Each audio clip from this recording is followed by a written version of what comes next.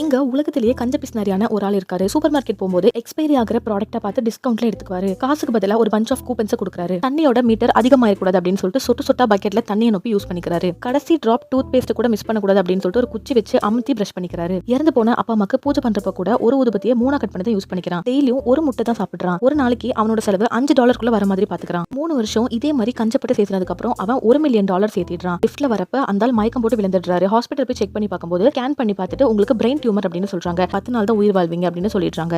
அவனோட அப்பா அம்மாவோட கல்லறைக்கு போய் கதறி கதறி அழுக ஆரம்பிக்கிறான். இப்போ அவனுக்கு வேற வழி இல்ல. பேங்க்ல இருந்து எல்லா காசையுமே எடுத்துட்டு அவனோட பழைய ஃப்ரெண்ட்ஸ் எல்லாம் வர சொல்லி அங்க இருக்கிறதுலயே காஸ்ட்லியான ஒரு ஹோட்டலுக்கு போய் இப்ப வரைக்கும் அவன் சாப்பிடாத எல்லா காஸ்ட்லி ஃபுட்ஸையும் ஃப்ரெண்ட்ஸ் கூட சேர்ந்து சாப்பிடுறான். ஒரு ஸ்போர்ட்ஸ் காரை ரெண்டுக்கு எடுக்கிறான். ஒரு நாளைக்கு அதோட வாடகை $800. அவனுக்காக காஸ்ட்லியா கிரேவியார்ட்ல வைக்கிறதுக்கு ஒரு கல் வாங்குறான். வந்து அவன் சாக்லேட் சாப்பிட்டு இருக்கான். அப்ப அவனுக்கு சடனா மயக்கம் வந்துருது. அவன் ஃப்ரெண்ட்ஸ் எல்லாம் சேர்ந்து அவனை ஃபாரின் ஹாஸ்பிட்டலுக்கு கொண்டு போறாங்க. அவனை செக் பண்ண டாக்டர் இந்த எக்ஸ்பயர் ஆன பொருளை சாப்பிட்டனால தான் மயக்கம் போட்டு விழுந்திருக்க. உனக்கு பிரெயின் டியூமர் எல்லாம் ஒன்னும் கிடையாது. உன்னை செக் பண்ண மிஷின்ல தான் ப்ராப்ளம் அப்படின்னு சொல்லிடுறாரு.